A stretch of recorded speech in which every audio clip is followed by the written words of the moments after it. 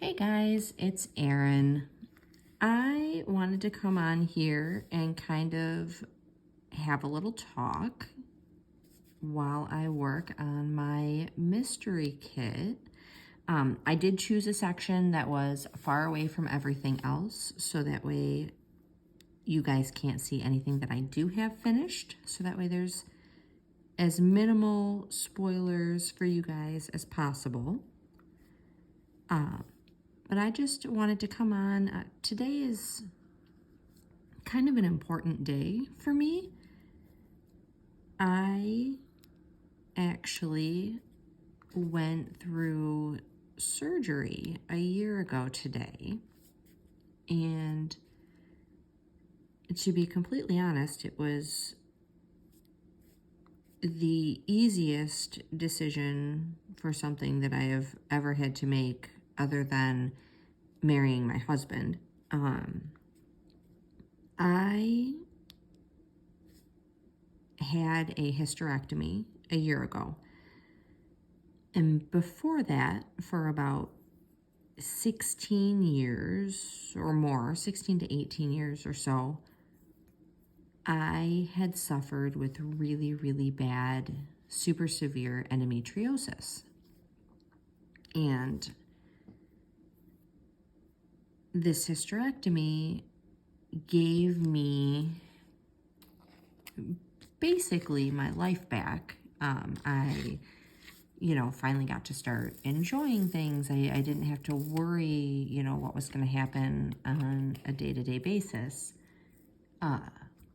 But the memory just came up on Facebook, and it's something that I think about quite often.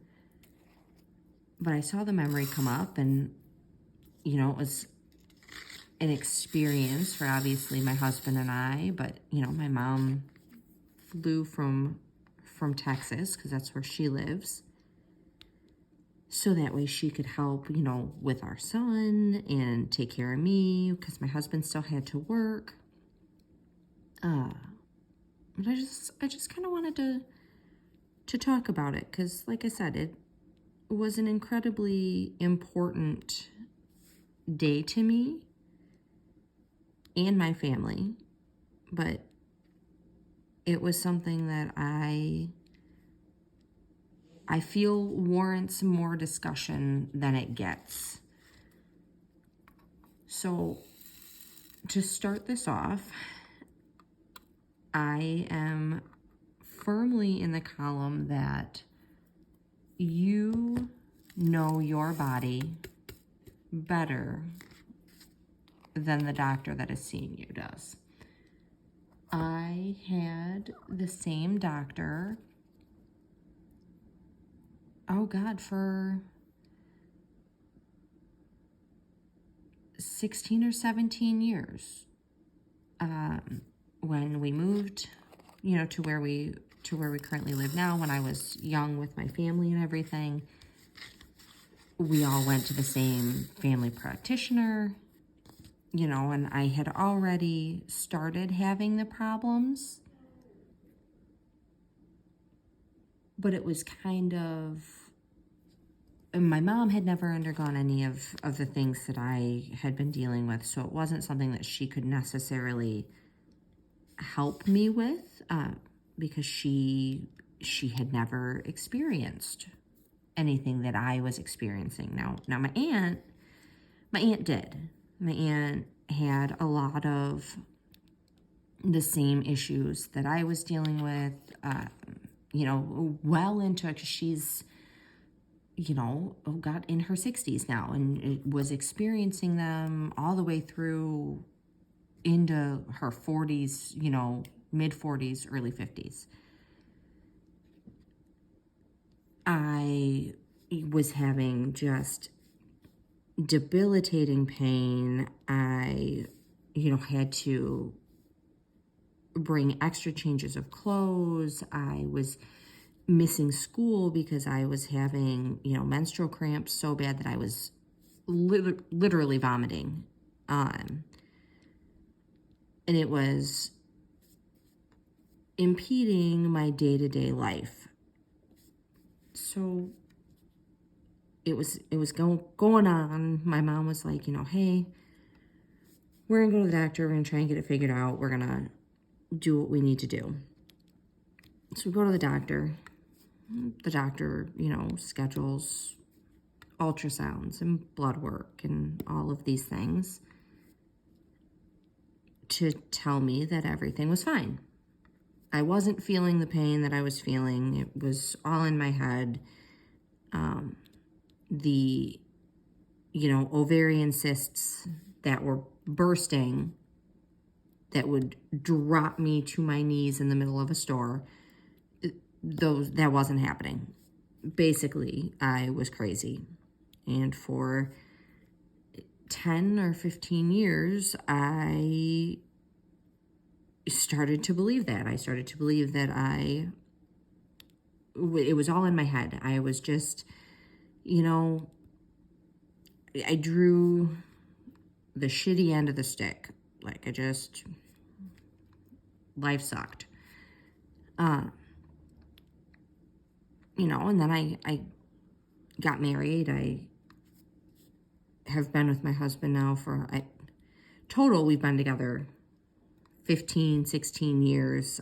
We've been married for 5. And he kept telling me, no, obviously something's not right. You should not always be in this much pain. Things should not cause you so much pain that you literally throw up from it. You need to get it checked out. So I went back to her thinking, you know what? I'm older now. Now she's going to listen. Now she's not going to see me as an 11, 12, 13-year-old, whatever. She's actually going to listen to me. I'm a grown-up. And she, I guess, listened a little more than she did, first few times that, I talked to her about it. She scheduled like an internal ultrasound and did some more blood work. But ultimately, it was same story. It's all in your head. Or my personal favorite was when she told me, well, just have a kid, it'll get better. Just have a kid, it'll get better.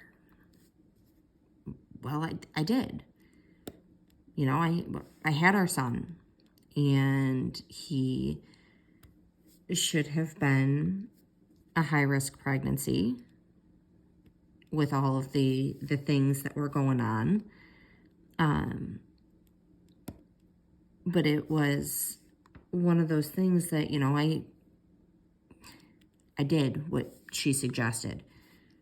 And not because she suggested it, like my husband and I were actually going to have a child, but like it was one of those things, okay, well, this is what she said was going to make it better. Maybe it will. And lo and behold, it did not. In fact, it made it worse. But even when we went to confirm the pregnancy, the wait was absolutely just ridiculous.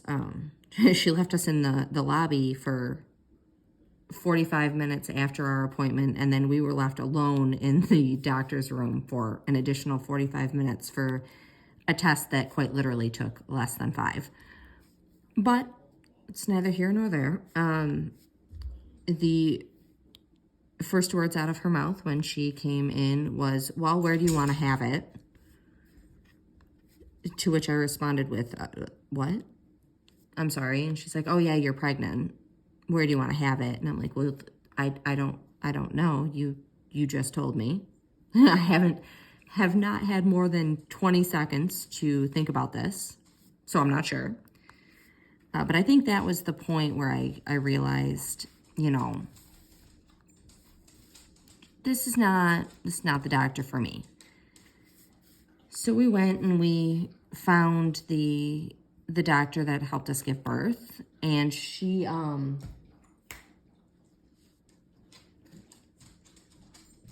was kind of talking to me about everything, and like, is there any birth plan, whatever. And I said, no, but I happened to mention all of the issues that I had been having for my entire childhood, for, at that point, my entire adult life. And she just kind of sat there and was like, what are you talking about? And I was like, well, yeah, my other doctor basically told me it was all in my head, that having this child is going to make it better. And she made me a promise. She said that once we had the baby, if I continued to go to her, she was going to work at figuring out what was going on. And I basically said, bet, like, she told me it was all in my head. Like, excuse my dog, who is now going to go chew all the toys. But she did. She made me a promise. We're gonna figure it out, and we're not gonna give up, because what you're describing, it does sound like something is wrong. So fast forward 9-10 months, we have our son. We wait the recommended 8 weeks after birth and whatnot, and she has me come back in so that way we can start trying to figure out what's going on. And when I say that this woman is quite literally my hero, she had it narrowed down to 2 possibilities after 1 appointment with me. After literally 1 examination and the ultrasound images that the other doctor had taken, years and years ago. And obviously she wanted, new ones. So I had to get scheduled to go get some new images and whatnot. But after 1 appointment, she had it narrowed down to 2 possibilities, which floored me, because, like I said, my other doctor had basically told me that I was nuts and it was all in my head, and it would just go away. After we got the additional images, she took a look at those. She told me that the possibility, or the strongest possibility, was that I had a severe case of endometriosis, coupled with the fact that I had what she called an extremely retroverted uterus, which, for those of you that don't know, and I'm not saying this like I think you're stupid or anything, because I did not know what it was. It is basically where your uterus, instead of sitting like normal, it tips all the way back. Like it literally just flops backwards. Which, in addition to the endometriosis, was causing a slew of other problems because of how retroverted it was.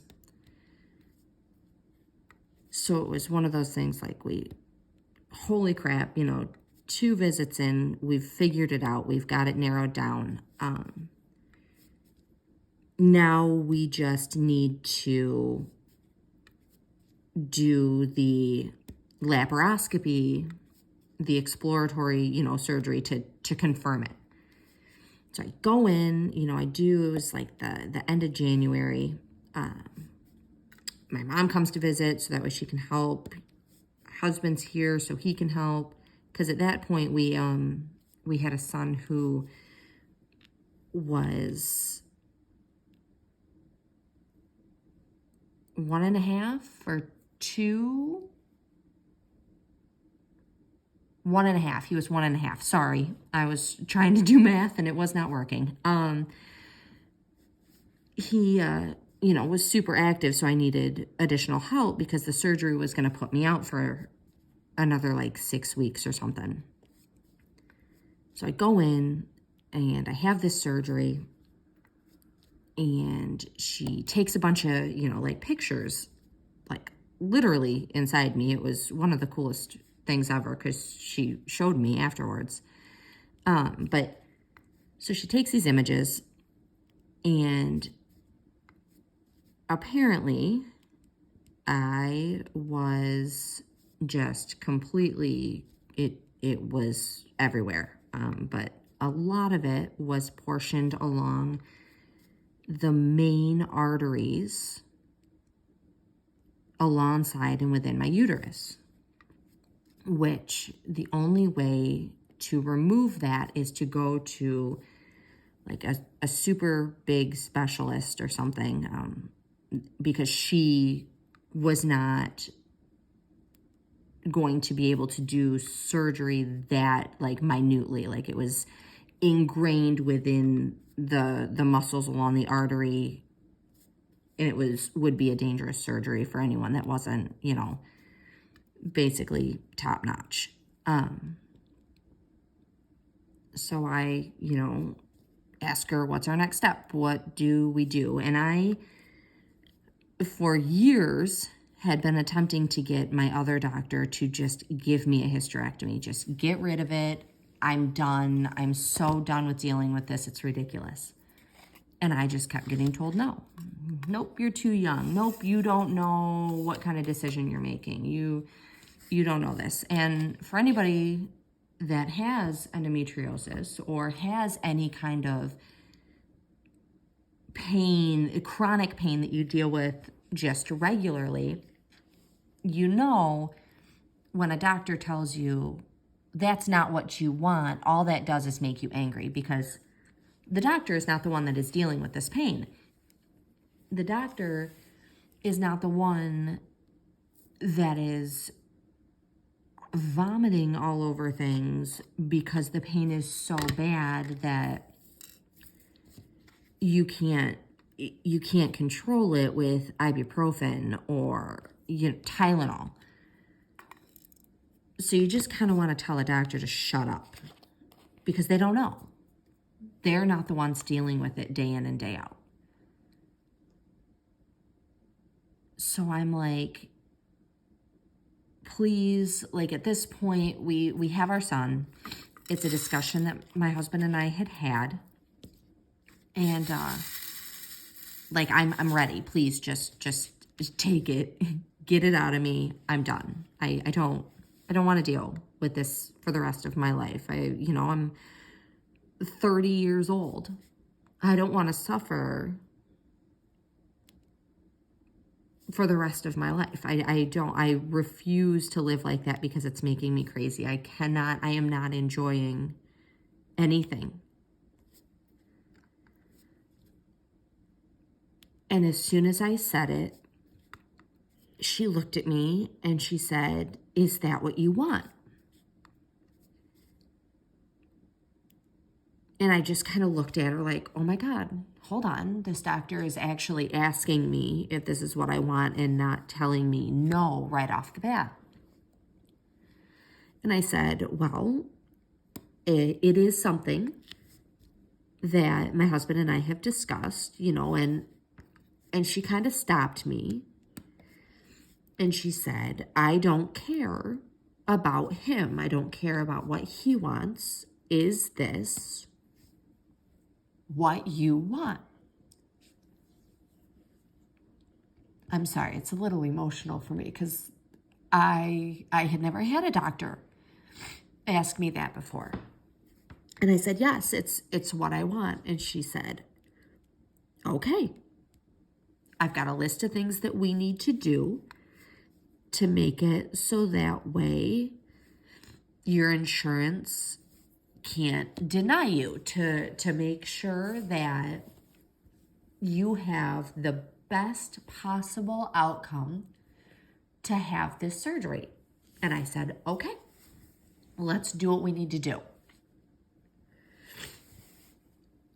So she immediately starts, prep work on everything that we need to do. The medication that I need to try, which coincidentally I apparently had a reaction to. It made me extraordinarily sick. But she did. She started a game plan, and right off the bat, she said it's probably gonna take, because I had my surgery end of January, it's probably gonna take 6 to 8 months to get through everything that we need to get through for you to have this surgery. And I said, that's fine. I've waited 16, 20 years at this point. What's another 8 months? That's fine. I can make it 8 months. And I did. I went through everything that we needed to go through for the list. And by the time we had gotten down to like the second to last thing or something like that, she had already scheduled me for the surgery. She was like, look, I got a couple dates. This is what we're looking at. And I said, okay, September 9th. Let's do it. You guys don't know this about me, but I am severe OCD. Part of that is I don't like even numbers. I'm not really sure why, but odd numbers they're kind of my thing. I mean, our wedding shower was on 3/3. We got married on 5/5. Odd numbers are where it's at for me. They bring me a sense of peace and kind of completion. And I just, that's what I like. So I was like, you know what? Fine. 9/9. 9/9, we're having this surgery. It's going to be the best experience. So, I call my mom up and I'm like, hey, this is when I'm having my surgery. I'm really excited about it. Like, I'm cannot wait. My mom says, okay, I will, I'll get a flight. That way I can be there. I can, help watch my grandson, while you and my husband, while we're both at the hospital, while I'm getting my surgery. And, the day comes and I thought like the entire time, I thought I was going to be super nervous. I am a very indecisive person usually. And there was only one instance where I got a little bit nervous, and it was quite literally as they were shifting me over onto the operating table. But I'll tell you that in a minute.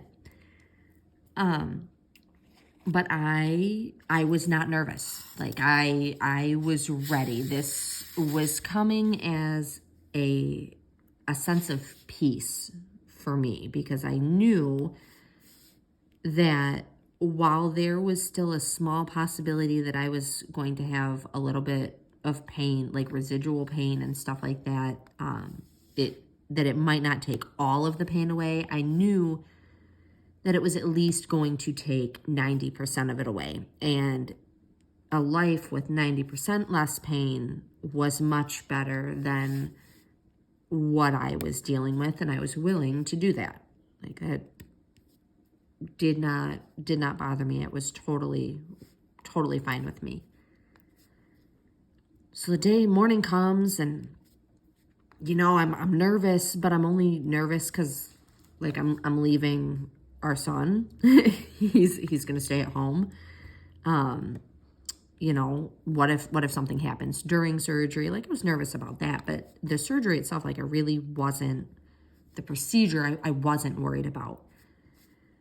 And we get there, and I get all signed in and everything, and I'm ready. And I sit there, and I'm just kind of chilling in the back. I'm in my ugly hospital gown.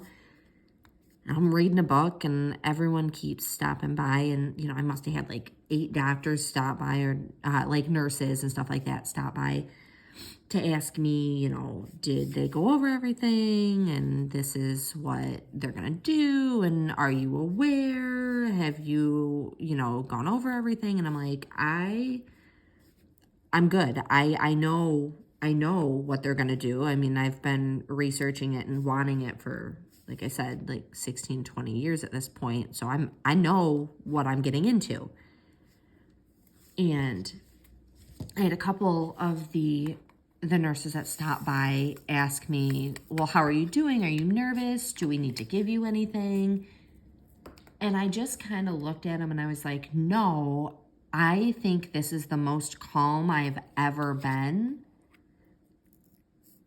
because this is something that I've wanted for so long that I'm ready. I'm just ready for it to be done and be over, and for this thing to finally be out of me. And they just kind of, kept looking at me like, basically like I was crazy. Like, who is, this excited about this surgery? Because they didn't know. Like, they just knew, oh, well, she's here for a hysterectomy. She's, whatever. Oh, come on, go on there. But yeah, I was like, no, I am quite literally the most calm I think I've ever been in my life. I am ready for this surgery. And they're like, okay, cool. We're going to get somebody to come get you. They're going to wheel you back. And I had a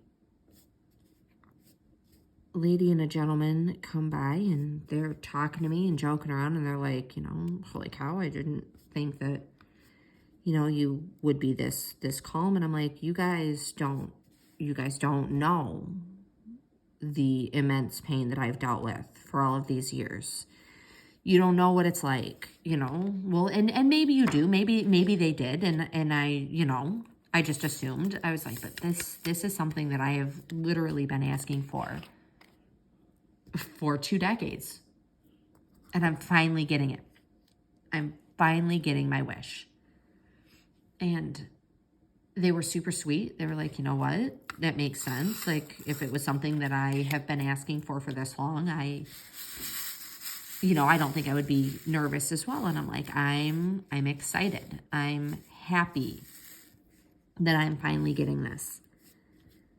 And they get me back to the operating room. And for my first surgery, the laparoscopy that they just did, the exploratory thing, there was one little, maybe 4-foot table, had a few like utensils that they were going to use on it.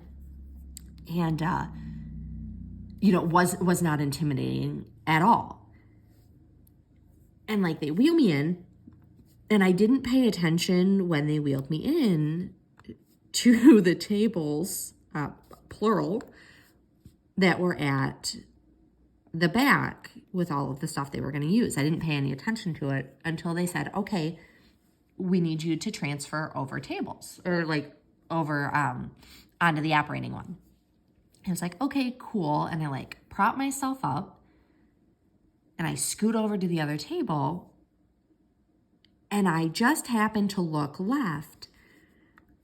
And I think that was the only time that I got nervous through this whole thing, is I look left and there is literally 2 8-foot tables, 2 of them loaded down, one with this giant robot that they were going to use, and the other with, I swear to God, it looked like saws and all kinds of stuff. And I looked over and I kind of was like, wow, okay, little nervous, a little bit. But then my doctor walked in, and she walked in and she looked at me and just kind of pointed at me and went, are you ready for this? And all of the fear was gone. I was like, nope, she's got this. I don't have any concerns, anything. Like, I was like, nope, we are good. This is going to go smooth sailing. Now, while I'm in surgery, my husband is out in the waiting room. And, you know, I was like, please give him updates and things like that, because he was so worried. Like, he was a mess. He was very worried about me. And it would have been fine. She had told me the surgery is probably going to take maybe 2 or 3 hours, you know. And I was like, okay, cool. About how long I figured, you know, cool, whatever. My surgery wound up taking closer to 6, because apparently I had more than they anticipated, and they were trying to get everything removed. But there was significant damage and scar tissue and everything. And, you know, that obviously made him, I was passed out. Like, I was knocked out. So I didn't know that, but, you know, that was something that I guess, it was a little bit of a complication, I guess. But they got it. Everything went well, other than the longer surgery time. And they, I wound up in my own room. I remember that. And I remember my husband running through the door, because he was super worried about me. And I just remember, you know, getting this giant hug, and then him sort of like, you know how when you get so worried you get exhausted? He was like super exhausted. But I wound up spending the night, and I have never had a catheter before. So that was a new experience. Let me tell you, it was one of the worst experiences of this entire thing. Because apparently it just kept getting like kinked. It kept getting like a twist in the hose, which was excruciatingly painful, because the whole point of the catheter is to drain the urine, and it was not doing that. So was that was super painful. But I mean, I was up and walking around early that morning. I think at like 2:30 or 3, I was like, look, I can't sit in this bed anymore. I need to walk around. I need to get up. My legs are killing me. So I was doing walks up and down the hallway, and, you know, doing stuff like that. It was, relatively easy, and for the most part, relatively painless. I did not know, everyone's experience is different, and I am well aware of that. But I personally did not really didn't have any pain, which I'm thankful for, obviously. But yeah, there really wasn't anything, as far as pain goes. So the next morning gets here, and I'm like, okay, cool. When can I go home? I'm starving. Like, I haven't eaten. Because naturally my surgery had me basically knocked out until after the cafeteria closed. So I had no way to get food. The cafeteria was closed, and everybody, like my family, they were all over like an hour away. So I didn't have a way to get any food or anything. I was like, dude, I'm flipping starving. But I was like, let's get out of here so I can go get some food. Little did I know that I was taking COVID home. So that was fun. I gave my entire family COVID from the hospital, which shocked me because my first surgery, they made me go in like 3 days before my surgery, and I had to take a COVID test, which I assumed, because this was going to be like a more in-depth surgery, I was going to have to do it again. And I was like, okay, that's fine, whatever. Keep people safe, I don't care. But no, they didn't have me do that this time. Well, yeah. The gentleman in front of, like, in the waiting area, like, when they wheel you back to prep you for surgery, the one, like, kitty corner to me was all red taped off, and he was positive and everything. And I apparently, I caught it, and I brought it home. So my recovery time, instead of being like 6 weeks, wound up being closer to 12, because that slowed the healing process down. It slowed like all of that down. So that really was probably my worst experience. But I can very, very happily say that it has now been a year, and oh, come on, stop flipping. 95 to 97% of the pain is gone.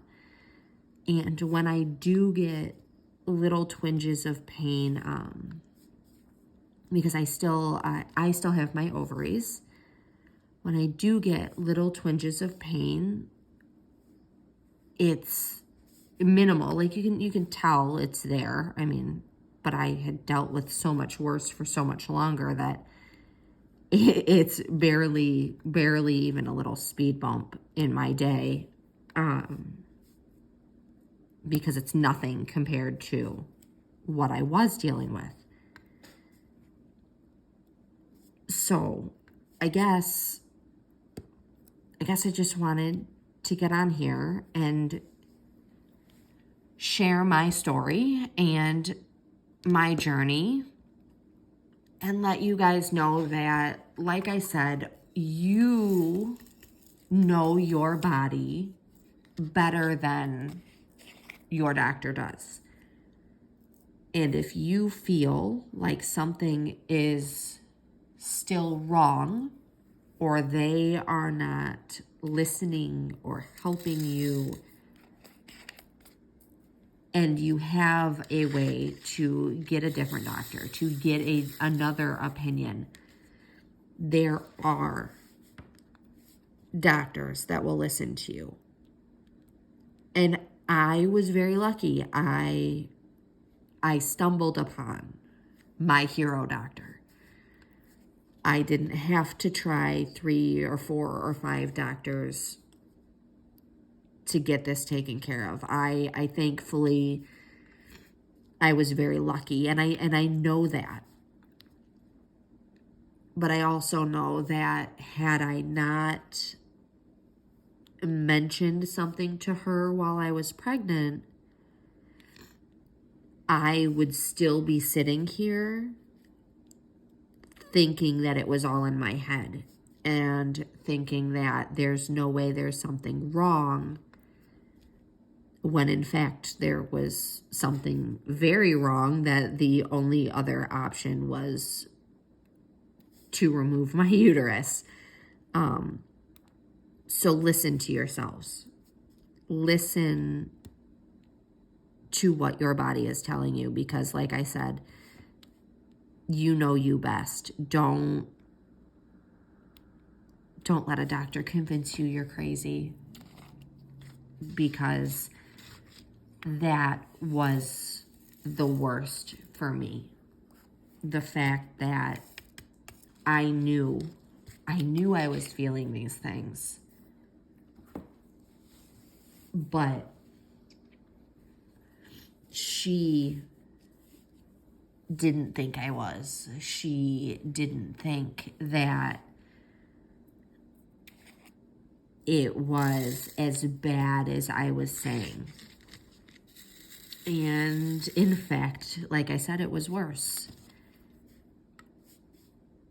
And I know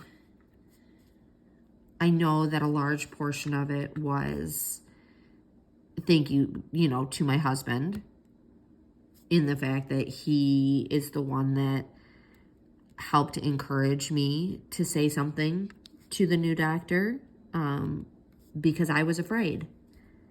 I was afraid that if I said something, it was either going to be catastrophic news and I was going to, have to deal with that.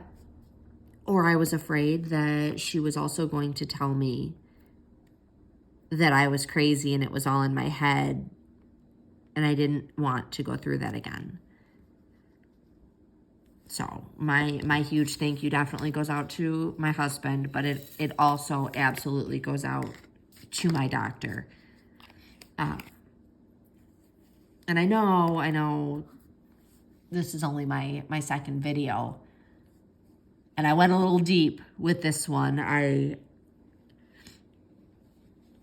know not a lot of people, necessarily care or want to hear about that, but it is a journey that I feel like women don't get to talk about, because we don't always get adequate representation at the doctors.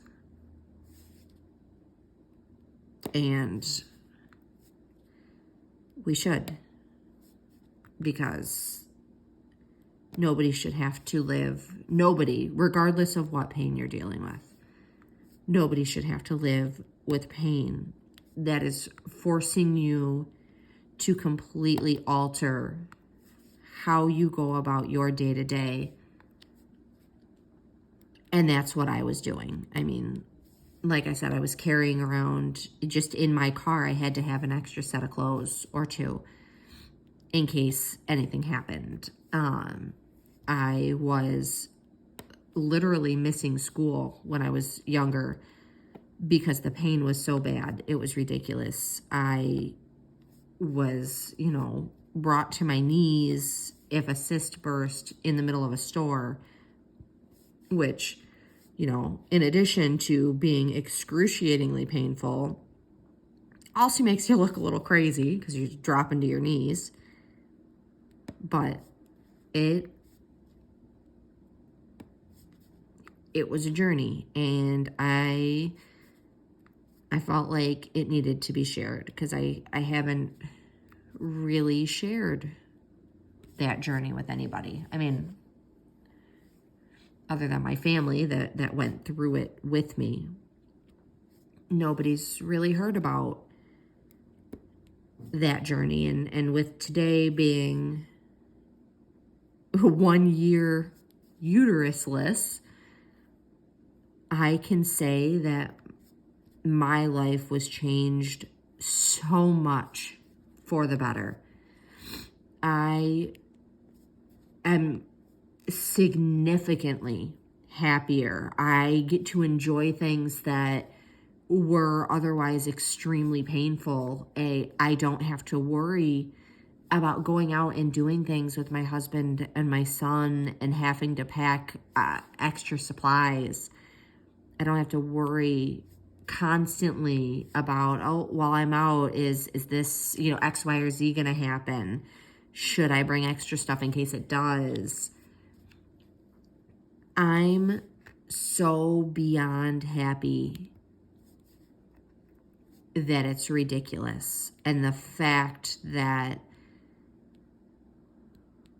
women have to fight to be able to have a hysterectomy in general is just astounding to me, because I did. The fact that I had to undergo a huge list of things to do before insurance would even allow the surgery to happen is just mind-blowing to me. I mean, at one point, I'm sorry, I'm all sniffly now. At one point, they literally, the insurance people who knows nothing about what, come on, work with me here, what I'm dealing with, the doctor put me on birth control every day. I couldn't skip the week that you normally do. She put me on every single day, and insurance said, we don't think you should have to do that. We're not going to cover the extra pack that you need per month. What?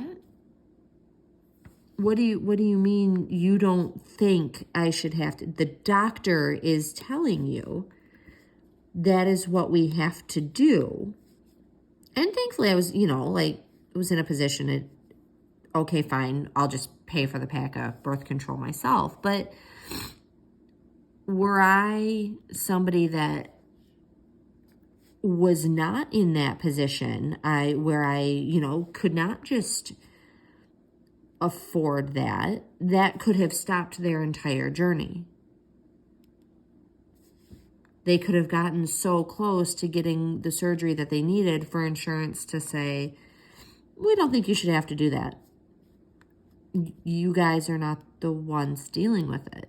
You guys are not the ones, like the doctor is the one that said, hey, this is what needs to happen. I'm confused. So I just kind of wanted to share that with you. I know I did a sort of a Midwest goodbye where I said I was going to end it, and then I continued on because, that's a thing we do. But I hope that story or my journey was helpful to somebody. I know that I wish I had gotten a chance to speak about my journey before now, but it just was never really a thing, I guess. Like nobody wants to talk about that, but it needs to be talked about. So if any of you guys have any questions or anything like that, please feel free to leave a comment. If you guys would be so kind, I promise not all of my videos are going to be a little more on the sad side like today's was. It had a happy ending. It had a very happy ending. But I would greatly appreciate if you liked and followed and did all the fun stuff. I do have a TikTok account. I am Diamond Art Obsessed on TikTok. Some of you may know me. I go live and do diamond paintings every Tuesday and Thursday. But otherwise, I will leave you be for the night. I hope you have a fantastic night, day, whatever time it is. And I hope that you guys stay safe. But I will talk to you guys later.